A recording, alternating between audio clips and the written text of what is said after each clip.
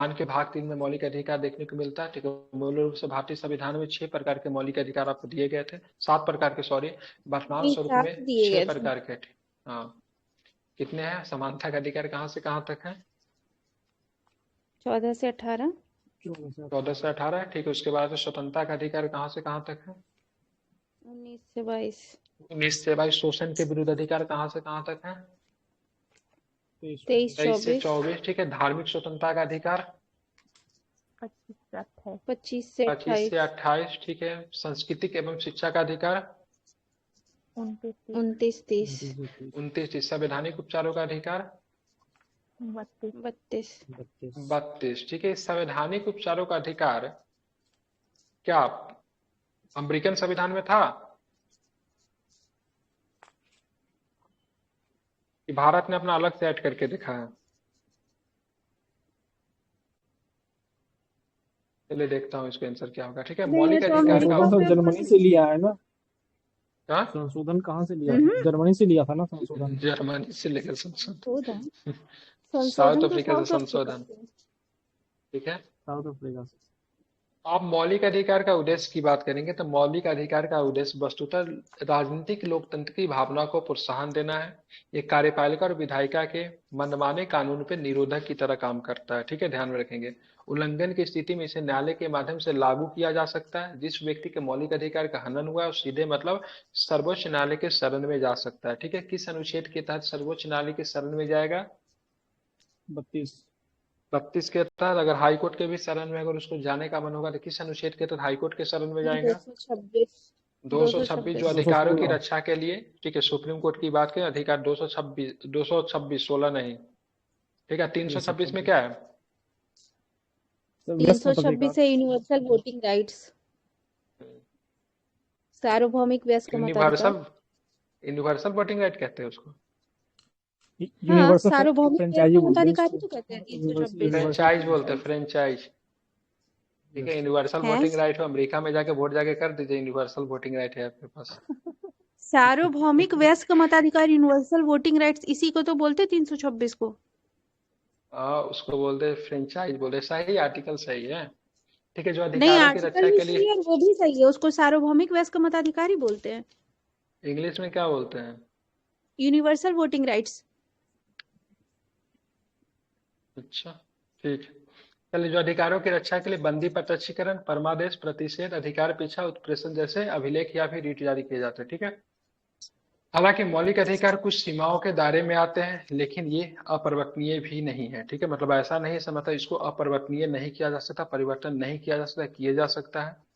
और इसका अधिकार किसके पास होगा? तो संसद इन्हें संविधान संशोधन के माध्यम से समाप्त कर सकती है। ठीक है, मौलिक अधिकार में, ठीक है, परिवर्तन करने का अधिकार, ठीक है, किसके पास होगा? संसद के पास होगा। ठीक है, राष्ट्रपति के पास नहीं है। राष्ट्रपति मौलिक अधिकार को मतलब क्या कर सकती है? वो करती है, क्या करती है? उसको रोक लगाती है। ठीक है, स्थगित कर सकती है। ठीक है, बात करेंगे यहाँ पे स्थगित संसद इसे करने का, संविधान निलंबित करने का भी।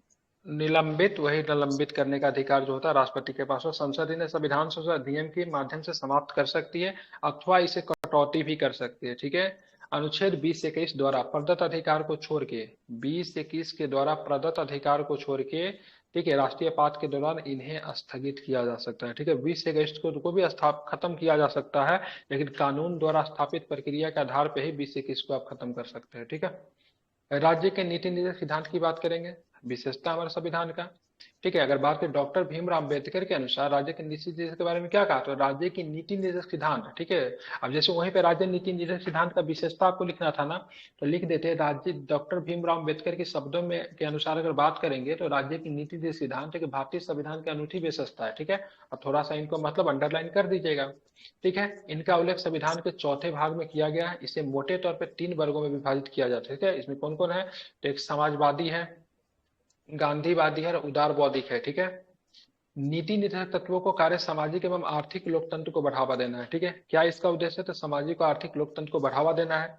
इनका उद्देश्य भारत में एक कल्याणकारी राज्य की स्थापना करना है। ठीक है, हालांकि मौलिक अधिकारों की तरह इसे कानून के द्वारा कानून के रूप में लागू नहीं किया जा सकता, क्योंकि आप इसे न्यायालय में जाकर चैलेंज नहीं कर सकते। ठीक है, संविधान में कहा गया है कि देश की शासन व्यवस्था में ये सिद्धांत मौलिक है और इन्हें देश की जिम्मेदारी है कि कानून बनाते समय इन सिद्धांतों को ध्यान में रखा जाए या फिर अपनाया जाए। ठीक है, इसीलिए इन्हें लागू करना राज्यों का नैतिक कर्तव्य, परंतु इनकी पृष्ठभूमि में वास्तविक शक्ति राजनीतिक है, अर्थात जनमत। ठीक है, ध्यान में रखेंगे, इनको लागू करने की जिम्मेदारी किसकी है? राज्यों का नैतिक कर्तव्य है। ठीक है, समझ रहे ना, नैतिक कर्तव्य की बात कही गई। ठीक है, इनकी पृष्ठभूमि में वास्तविक उद्देश्य राजनीतिक है, अर्थात की बात करें जनमत है। ठीक है, ध्यान में रखेंगे। एक मामला आया था मिनर्वा मिल्स मामला, कब आया था? मिनर्वा मिल्स मामला कब आया था?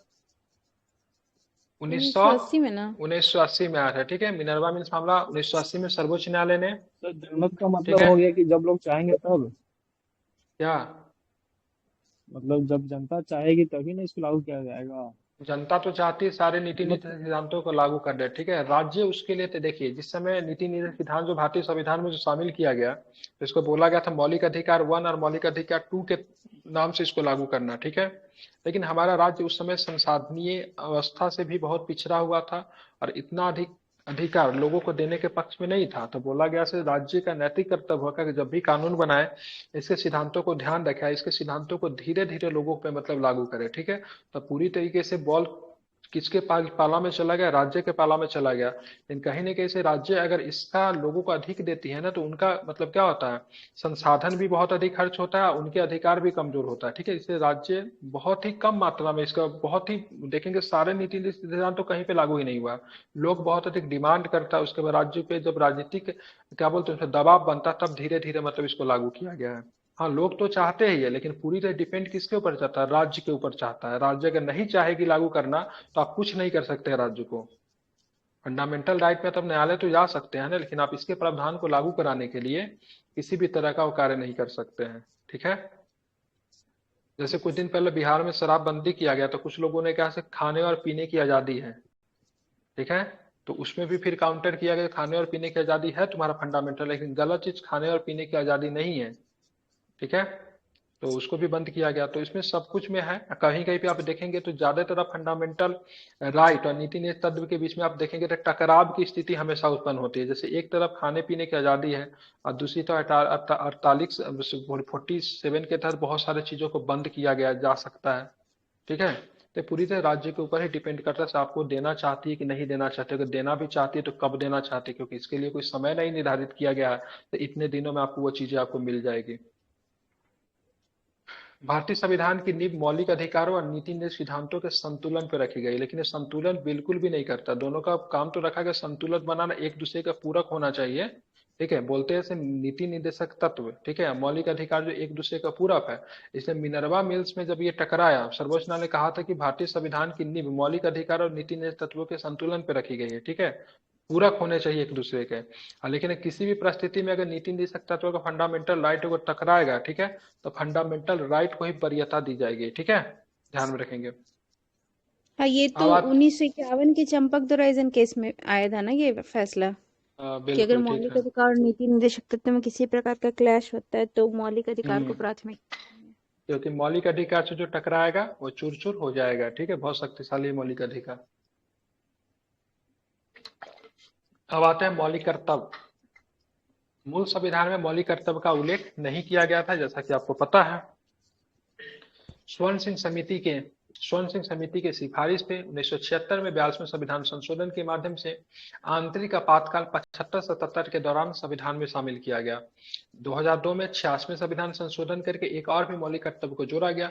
अगर पूछेगा संविधान में इसके लिए किस भाग को शामिल किया गया, 4A भाग को शामिल किया। आर्टिकल्स को किसको शामिल किया गया? अनुच्छेद 51A और 4A को शामिल किया गया। ठीक है, इसके तहत प्रत्येक भारतीय को कर्तव्य होगा कि संविधान, राष्ट्रध्वज और राष्ट्रगान के आदर करे। ठीक है, नैतिक कर्तव्य होगा। नैतिक कर्तव्य का मतलब है, मतलब सरकार आपसे ये चाहती है, ठीक है, प्रशासन या फिर कोई भी चाहते है आप इन कर्तव्यों का पालन करें, लेकिन आप नहीं पालन करते तो इसके लिए किसी दंड का प्रावधान नहीं किया गया है। ठीक है, राष्ट्र की संपूर्णता, एकता और अखंडता की, ठीक है, क्या करेंगे? रक्षा करें। मतलब किसी भी इस तरह का बात न करें जिससे राष्ट्र की एकता अखंडता पे मतलब क्या हो, तो मतलब दबाव आए। ठीक है, देश में मतलब क्या बोलते हैं उसको, कम्युनल हार्मोनी को मतलब चोट न पहुंचे, ऐसा कुछ बात न बोले दंगा फसाद शुरू हो जाए। ठीक है, हमारी संस्कृति की मिश्रित समृद्ध धरोहर का अनुक्षण रखें, सभी लोगों से आपसी भाईचारे का भावना का विकास करें। ये सारे के सारे जो है हमारे क्या है, तो मौलिक कर्तव्य है। मौलिक कर्तव्य नागरिकों को याद दिलाते हैं कि अपने अधिकारों का इस्तेमाल करते समय इन्हें याद रखना चाहिए कि उन्हें अपने देश, समाज एवं अन्य नागरिकों के प्रति कुछ जिम्मेदारियों का भी निर्वाह है। आप तो अधिकार की बात करते हैं, ठीक है, लेकिन आपका तो कुछ कर्तव्य भी तो है। जहां पे एक और आप अधिकार की बात करते हैं तो दूसरी तरफ अपना कर्तव्य है, तो कर्तव्य को भी पालन कीजिए।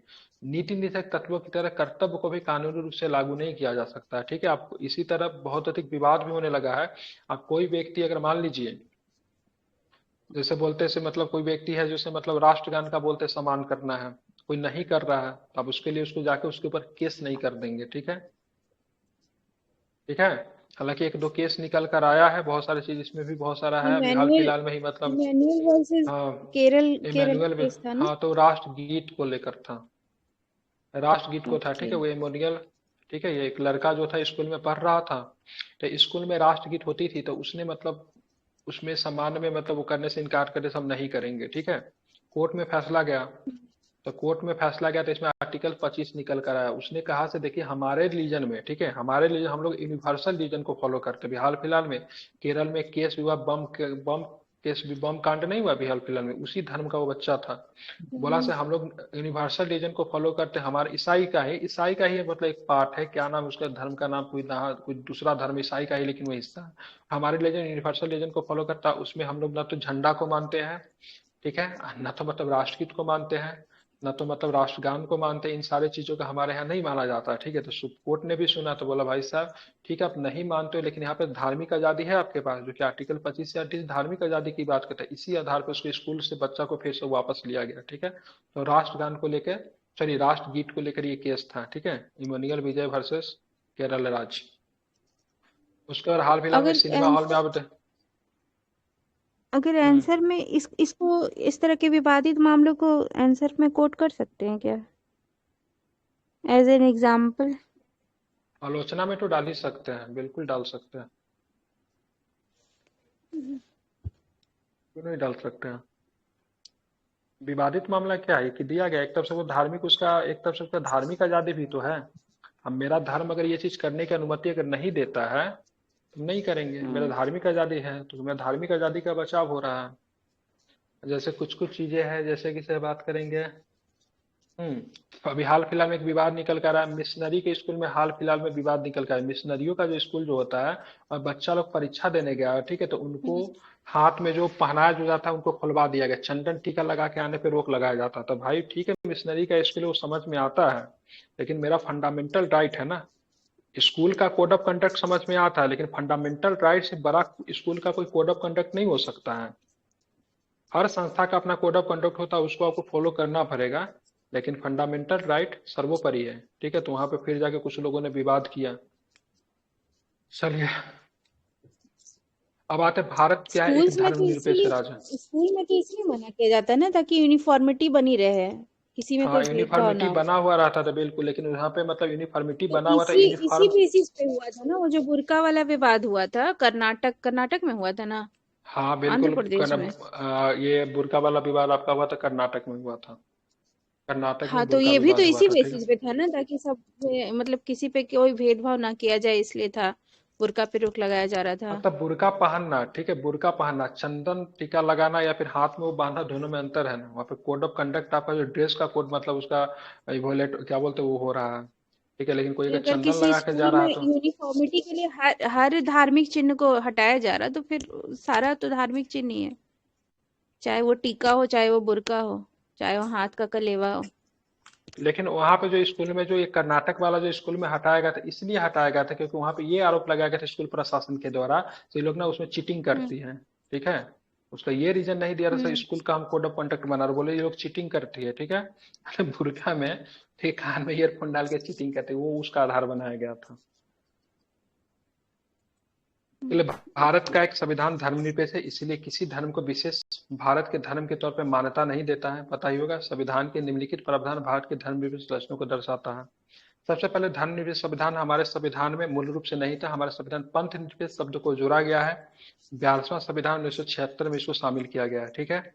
चलिए, प्रस्तावना हर भारतीय नागरिक की आस्था, पूजा अर्चना एवं विश्वास की स्वतंत्रता की रक्षा करती है। ठीक है, आपका जो विश्वास की स्वतंत्रता उसको भी रक्षा करती है।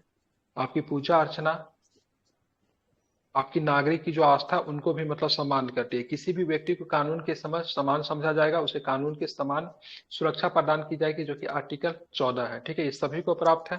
ठीक है, हमें भी प्राप्त है, विदेशियों को भी प्राप्त है। ठीक है, अब यहाँ पे धर्म के नाम पर किसी के प्रकार का भेदभाव नहीं किया जाएगा। ठीक है, आर्टिकल 15 जो क्या कहता है, सब धर्म के आधार पर किसी भी व्यक्ति से भेदभाव नहीं किया। ये सारे के सारे आर्टिकल जिससे क्या पता चलता है, सब भारत एक सेकुलर स्टेट है। ठीक है, सार्वजनिक सेवाओं के सभी नागरिकों को समान अवसर दिए जाएंगे, लेकिन इसमें कुछ तोड़ भी है। ठीक है, बात के सार्वजनिक सेवाओं में सभी नागरिकों को आप समान अवसर देते हैं, तो ये आर्टिकल जो होता है ना, एक आर्टिकल सापेक्ष होता है, एक आर्टिकल निरपेक्ष होता है। ये आर्टिकल जो 14 जो है पूरी तरीके से मतलब सापेक्ष है। ठीक है, मतलब निरपेक्ष है। इसमें किसी भी तरह का तोड़ मरोड़ नहीं, किसी भी कंडीशन से किसी को भी मतलब, ठीक है, कानून के समझ समान सुरक्षा प्रदान करने के चीजों से नहीं रोक सकते। चाहे बूढ़ा हो, बुजुर्ग हो, बच्चा हो, यंग हो, फाइटर हो, कुछ भी हो, डजेंट मैटर। लेकिन यहाँ पे तोड़ आपको देखने को मिला, सार्वजनिक सेवाओं में सभी नागरिकों को समान का अवसर आप नहीं दे सकते हो। अगर मान लीजिए आप दिल्ली में रह के तैयारी कर रहे हैं और कोई बच्चा जो मेघालय के किसी पर्वत के पीछे मतलब बैठ के यूपीएससी का तैयारी कर रहा है, उसके कंपेरिजन में आप डिस्ट्रिक्ट कोचिंग में पढ़ते हैं और बेचारा मेघालय के किसी गांव में पढ़ रहा है, उसके कंपेरिजन में आप तुलना नहीं कर सकते हो।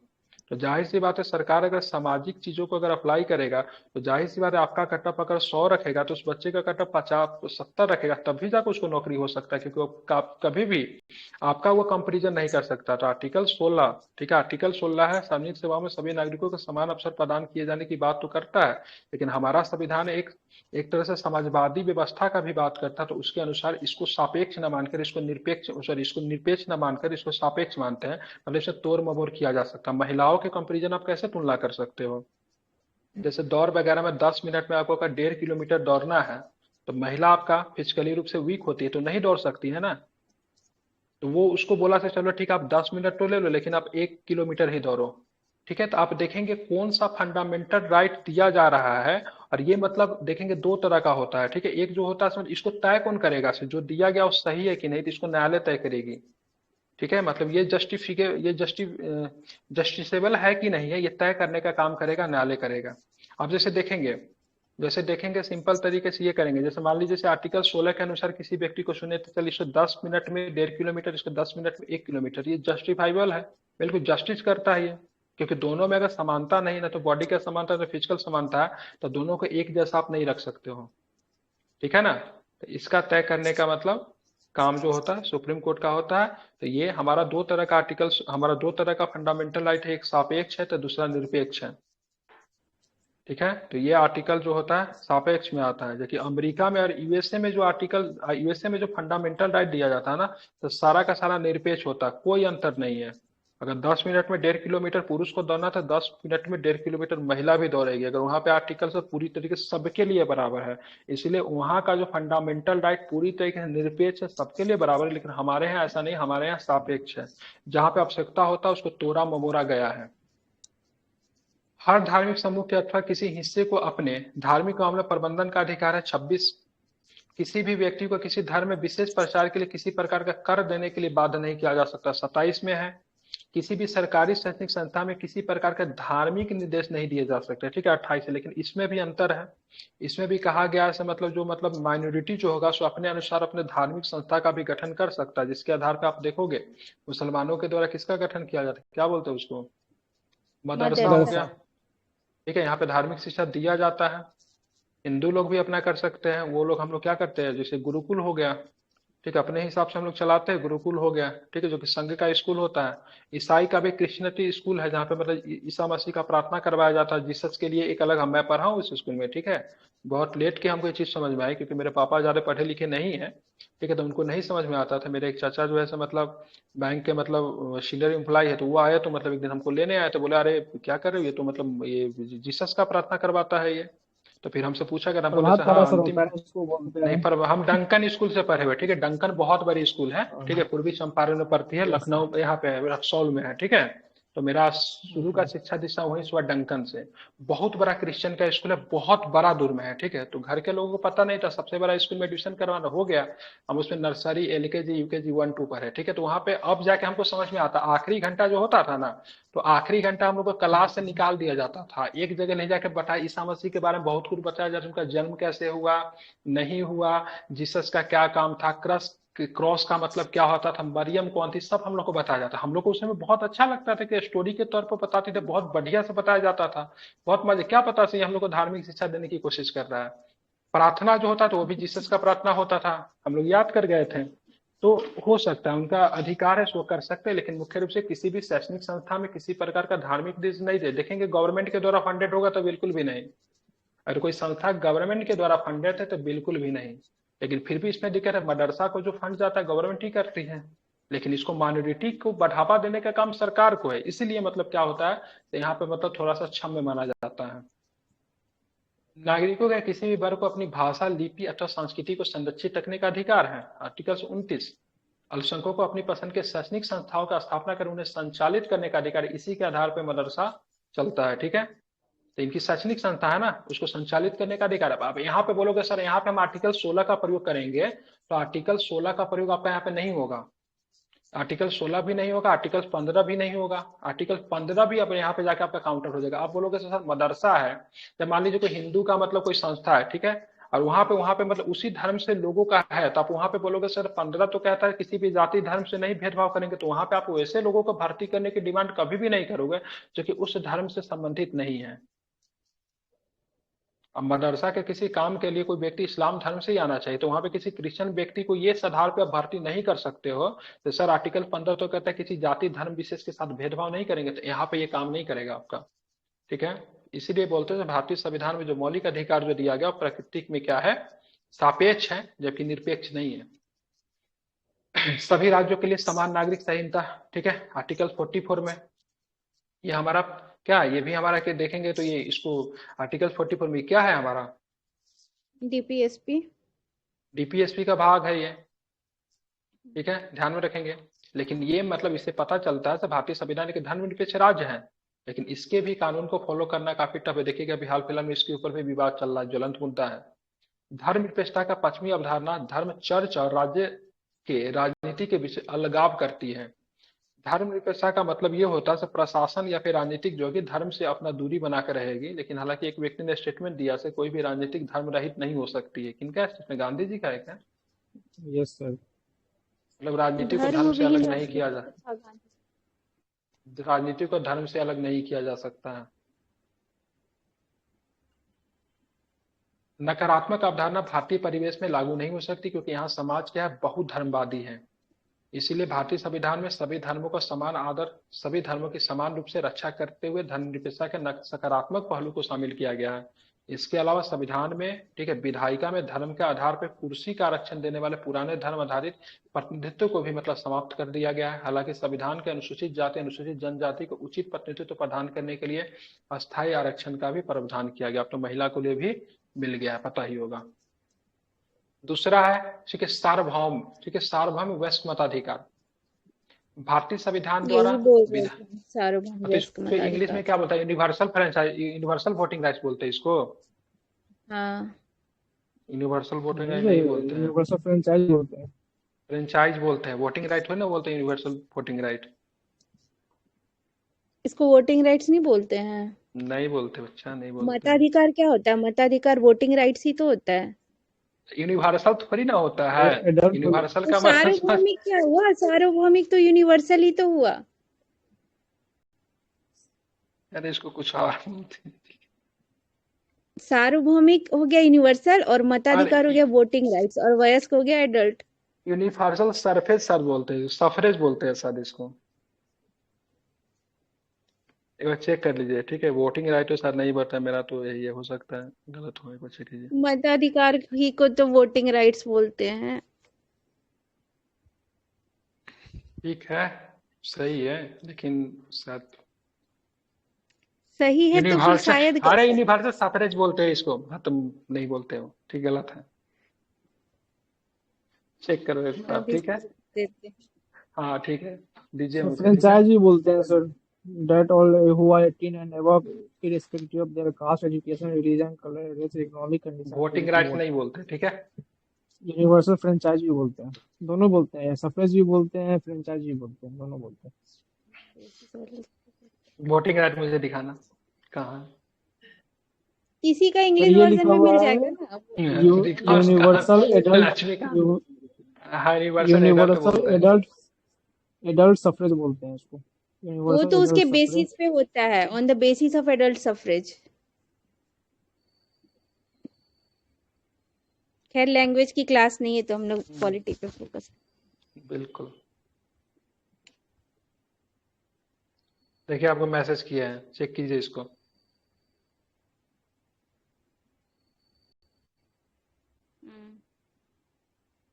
चेक, अब डाउट क्लियर हो गया होगा। मेरा डाउट सिर्फ हम ही क्लियर कर सकते। नहीं तो वैसे देखे ना, क्लियर हो गया होगा। हुआ क्लियर? नहीं हुआ क्या? सर हम देख के बताते हैं। हाँ ठीक है, बता। ठीक, अब आते हैं, ठीक है। भारतीय संविधान द्वारा राज्य विधानसभा में लोकसभा के चुनाव के आधार स्वरूप सार्वभौम वैश्य मताधिकार अपनाया गया है। हर व्यक्ति जिनकी उम्र कम से कम 18 वर्ष, उसे धर्म, जाति, लिंग, साक्षरता अथवा संपदा इत्यादि के आधार पर कोई भेदभाव बिना मतदान करने का अधिकार है, ठीक है।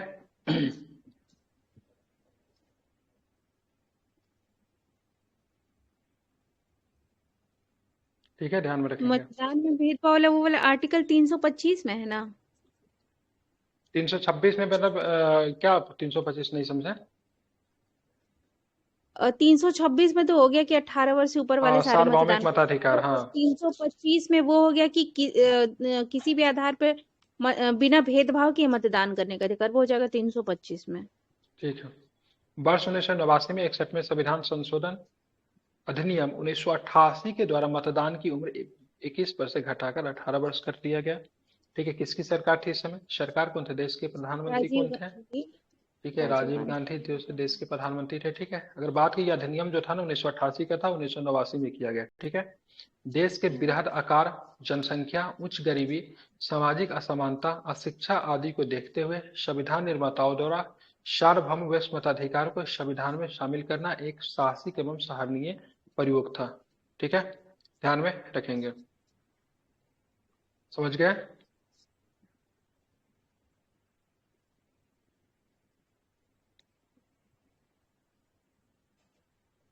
ये बीपीएससी ट्री का पेपर मतलब नॉर्मल आदमी भी दे सकते हैं क्या? हम लोग भी दे सकते हैं क्या? नॉर्मल आदमी मतलब बिना बीएड के भी देते हैं क्या? नॉर्मल इंसान मतलब साधारण प्रजा। हाँ, मतलब जो बीएड नहीं किए हुआ है वो भी दे सकता है क्या बीपीएससी ट्री का पेपर? नो सर, नहीं। नहीं। अच्छा, मतलब बीएड करना चाहिए, इसके लिए बीएड करना होता है ना?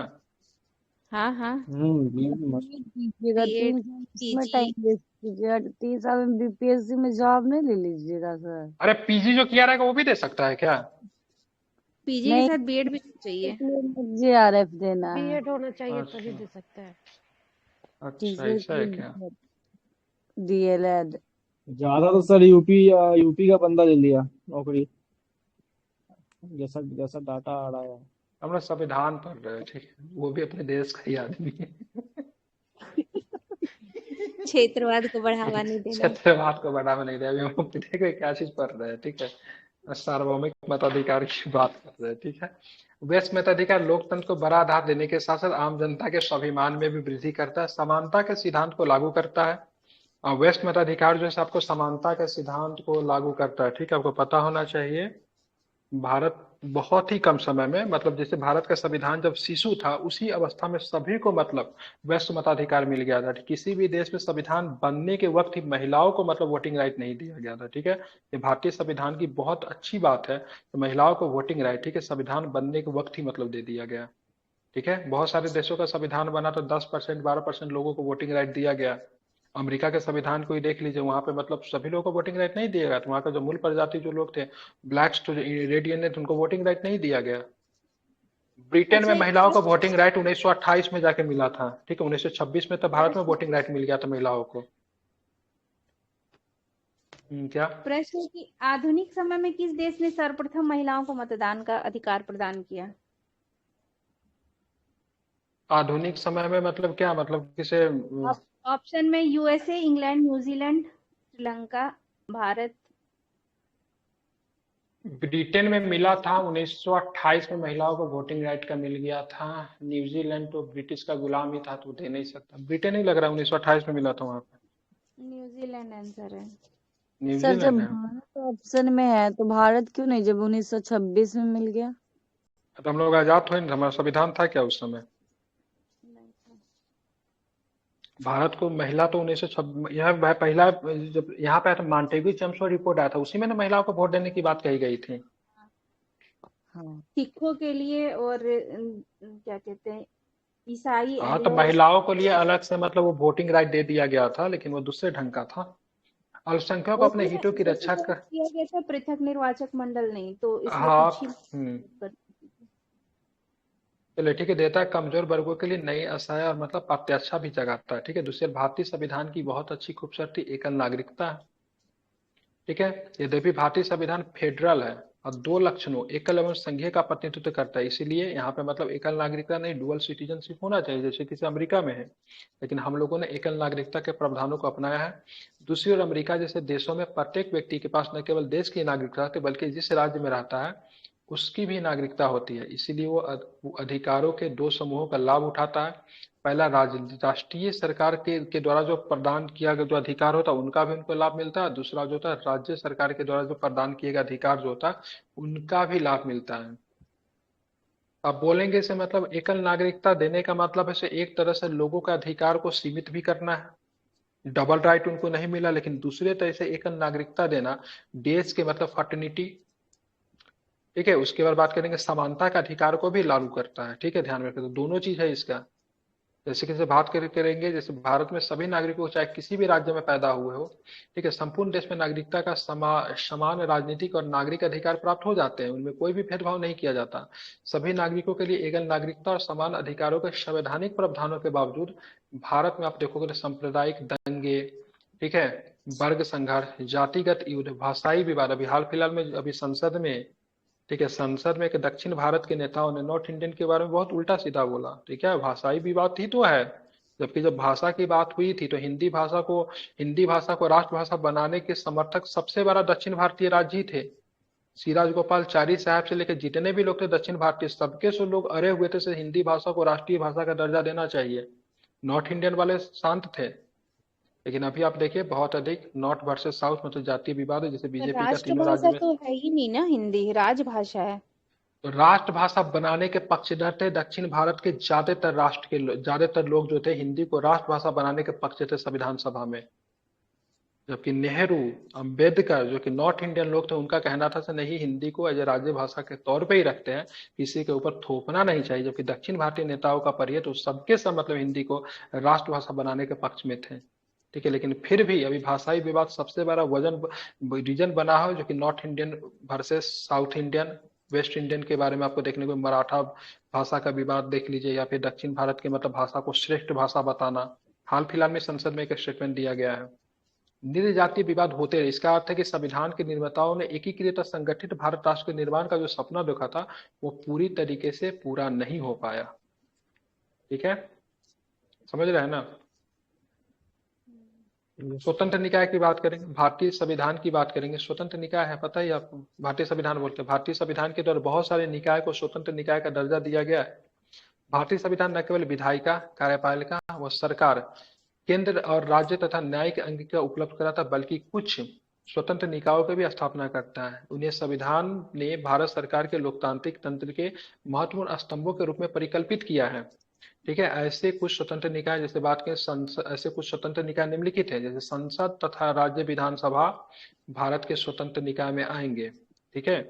क्योंकि संसद के कार्य को या फिर राज्य विधानसभा के कार्य को न्यायपालिका जज नहीं कर सकती है, या फिर न्यायपालिका के कार्य को संसद और विधानसभा में चर्चा का विषय नहीं बना सकते। ठीक है, तो न्यायपालिका भी अपने आप से स्वतंत्र है और विधानसभा और संसद भी अपने आप से स्वतंत्र है। न्यायपालिका का भी अधिकार नहीं होगा सो संसद के कार्यों में ताका झाकी करे। इसीलिए क्या बोलते हैं, कार्यपालिका को न्यायपालिका से मतलब क्या रखा गया, पृथक रखा गया। कौन सा आर्टिकल्स कहता है कार्यपालिका न्यायपालिका से मतलब पृथक रहेगी? 50 आर्टिकल्स 50, बिल्कुल ठीक है, ध्यान में रखेंगे। लेकिन लेकिन इसमें भी एक ध्यान में ये रखना है, संसद तथा राज्य विधानमंडल को व्यापक अधिकार दिएगी, लेकिन कुछ ऐसा कानून बना देगी जो कि संविधान के फलस्वरूप नहीं होगा, तो उसका जांच करने का अधिकार मतलब न्यायपालिका को होगा।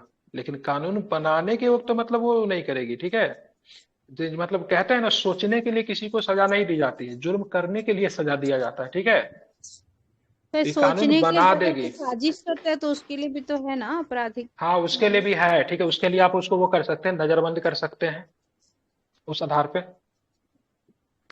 ठीक है, नजरबंद कर सकते हैं उस आधार पे। यार कितने दिनों तक नजरबंद करके रखा जा सकता है मैक्सिमम? 60 दिन 3 ना। महीना। 3 महीना सर नजरबंद करके? 3 महीना देखना पड़ेगा। हाँ, 3 महीना है। श्योर नहीं है सर इसलिए कुछ नहीं बोल सोचेगा तो उसको पता थोड़ी चलेगा कि सोच क्या रहे हैं सामने वाला।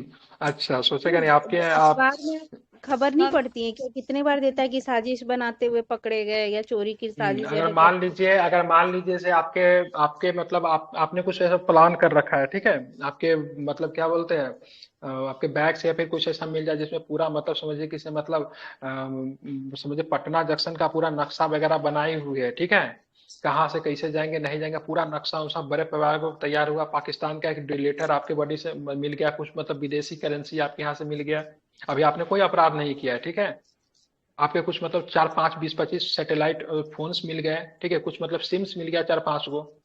तो मतलब आपने अपराध तो नहीं किया है, लेकिन आप करने की सोच रहे थे, इस आधार पे आपको आराम से गिरफ्तार किया जा सकता है। अगर कोर्ट में अगर इसको वो किया जाएगा, जस्टिफाई अगर कर दिया जाएगा, फिर आपको सजा भी मिलेगा। हाँ, तो प्रूफ जब मिल हम्म। रहा है तो फिर वो तो तो बताए। उसी को ना बोलते हैं, तो सोच ही रहे हैं ना, अभी हम अपराध हुआ तो नहीं है, प्लान ही तो कर रहा है, प्लान करने का मतलब ही तो वही हुआ। अब ऐसा नहीं सब मन में सोच रहे से कल जाके उड़ा देंगे। ठीक है, तो ऐसा थोड़ी ना किसी का मन नहीं पड़ सकता है। ठीक है, लेकिन हाँ, अगर हाँ आपके उसको खिलाफ प्रिवेंशन में ले कुछ लेंगे, मिला करने भी से नहीं, पहले ठीक है, कुछ प्रिवेंशन में मिला लेंगे। भी नहीं, लेकिन अगर आपने ऐसा प्लान किया, आपके खिलाफ जाके कोई जाके गवाही देता है, बता देता है, तो उस अधिकार पे भी आपको किया जाएगा। अभी हाल फिलहाल में आज ही की घटना है, आज ही के जब संसद में जम्मू कश्मीर वाला 370 के खिलाफ जब मतलब जो पारित हुआ, तो कुछ लोगों को लगा से कहीं कुछ नेता वगैरह कुछ उल्टा सीधा नहीं करे, तो मतलब अब जम्मू कश्मीर को जो राज्य एलटी जो है मनोज सिन्हा, उन्होंने मतलब कुछ पुलिस वालों मतलब कुछ आर्मी के अधिकारी को मतलब ठीक है फारूक अब्दुल्ला का उमर अब्दुल्ला के घर के पीछे, महबूबा मुफ्ती के घर के आसपास में जमा कर दिया, से कहीं लोग कुछ करने तो वाला तो नहीं है। ठीक है, लेकिन नजरबंद वगैरह नहीं किया गया था, फिर ट्विटर पे उन लोगों ने पोस्ट किया तो सब कुछ नॉर्मल हो गया। चलिए, राज्य और केंद्र सरकार के खातों के अंकेक्षण के लिए भारत का नियंत्रक एवं महालेखा परीक्षक स्वतंत्र निकाय है, किस आर्टिकल्स में है? 70 ठीक है ना मालिक। कैग कैग कैग जो है 148 में। बिल्कुल, 148 से लेकर 151 तक जनता के पैसे के संरक्षक, जिसको पब्लिक पर्स के मतलब क्या बोलते हैं, रक्षक कहा जाता है, सरकार द्वारा किए गए खर्चों की वैधानिक और उचित होने की टिप्पणी करते हैं। संघ लोक सेवा आयोग अखिल भारतीय सेवा उच्च स्तरीय केंद्रीय सेवाओं के लिए भर्ती हेतु परीक्षाओं का आयोजन करता है। ठीक है, तथा अनुशासनात्मक मामलों पर राष्ट्रपति को सलाह भी देता है। ठीक है, ये भी स्वतंत्र निकाय है। ठीक है,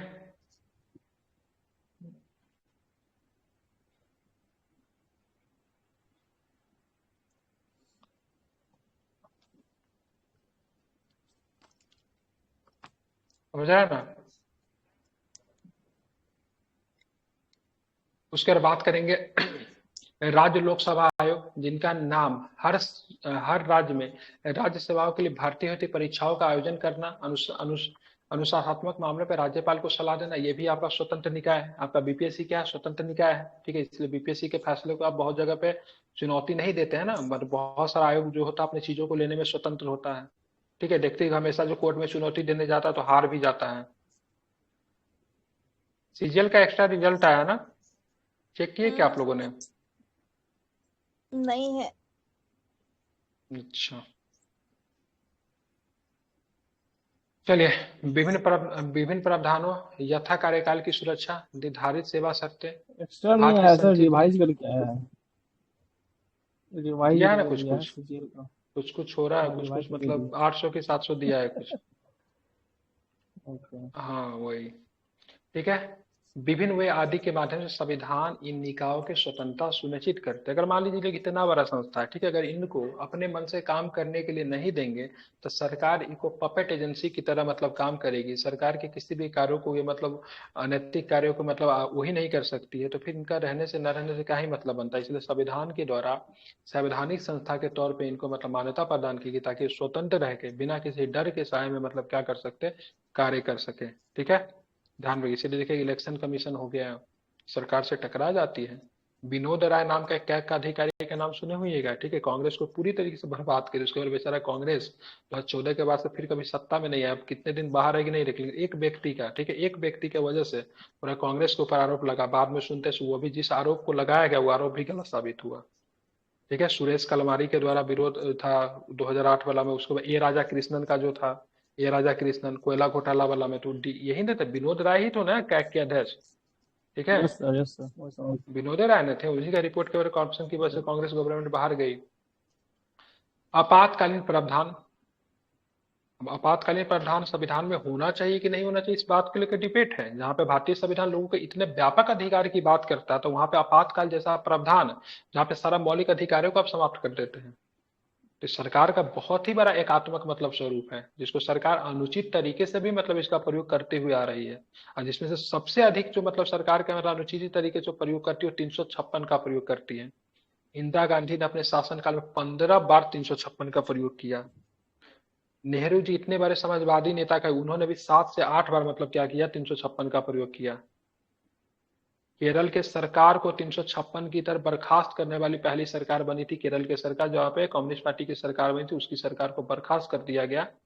1900 कब किया गया, 54-55 के आसपास, वो याद नहीं है। नमरूपात की सरकार थी, उसकी सरकार को बर्खास्त किया गया। तो 356 का बहुत ही मायने में सरकार मतलब इसका दुरुपयोग करती हुई आ रही है।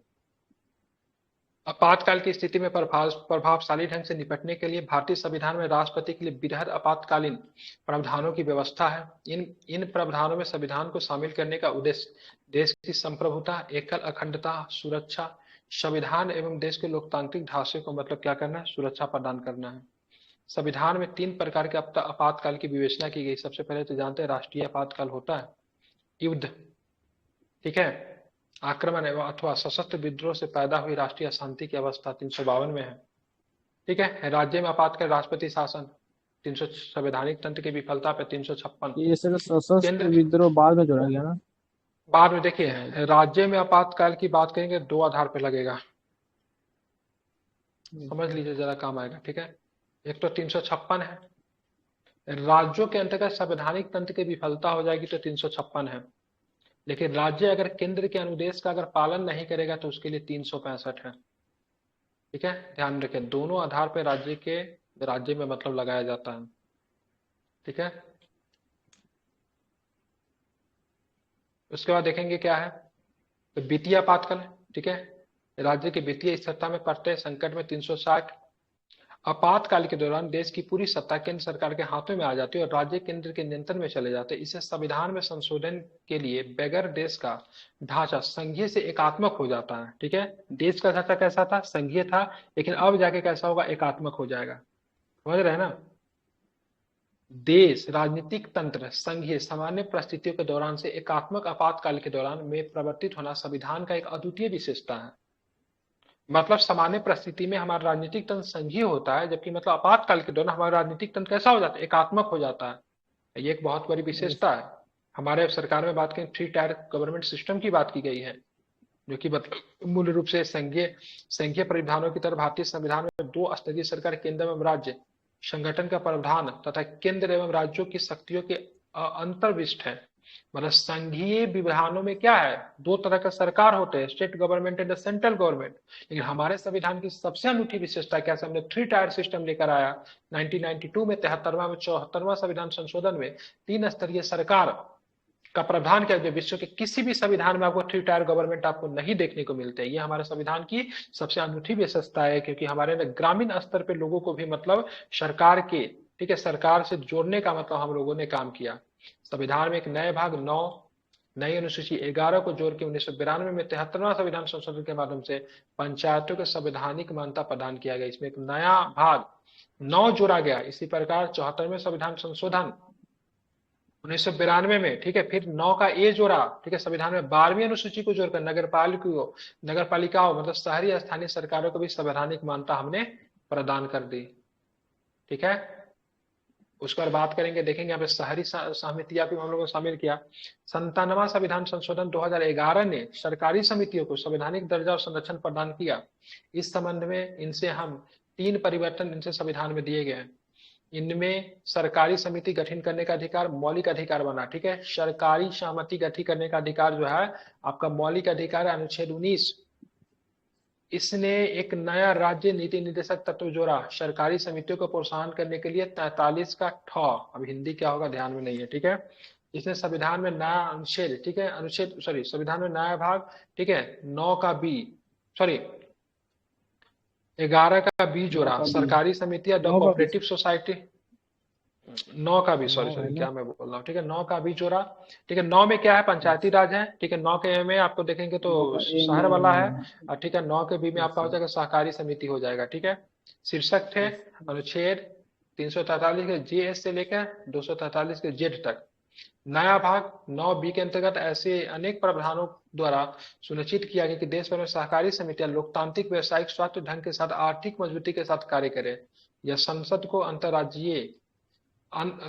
राज्य सरकारी समितियों तथा राज्य विधायकों के अन्य सहकारी समितियों को उपयुक्त कानून की शक्ति प्रदान भी करता है। ठीक है, अब कल जो है हम लोग कहाँ से पढ़ेंगे, संविधान की आलोचना। ठीक है, संविधान का विशेषता खत्म हो गया, और आप लोग को जो वर्क जो दिया हुआ है संविधान के विशेषता से ही दिया हुआ है। कल हम लोग संविधान का आलोचना पढ़ेंगे, फिर अपने क्वेश्चन को बहुत अच्छे ढंग से लिखने की कोशिश करेंगे। ठीक है, समझ गए। तो मुझे कल निकलना है, थोड़ा जाना है दूसरी जगह, मीटिंग है मेरा, तो आज मैं थोड़ा जल्दी बंद कर रहा हूँ, हालांकि आधा घंटा और भी होता है। ठीक है, तो कल इसको करके रहिएगा। मेंस का भी क्वेश्चन करा ही दिया हूँ, करंट अफेयर्स करा ही दिया। आगे का करंट अफेयर्स में आपको कौन सा करंट अफेयर्स है टॉपिक? Science technology. क्या संघ था? साइंस एंड टेक्नोलॉजी शायद वही है। साइंस एंड टेक करके आना है। ठीक है, पीडीएफ का ग्रुप का लिंक दिया हुआ, उसमें ढूंढिएगा, आपको इजीली वे में मिल जाएगा। आई थिंक क्लासेस समझ में आ गई होगी। कल हम लोग क्या पढ़ेंगे, तो कल हम आलोचना पढ़ेंगे। हाँ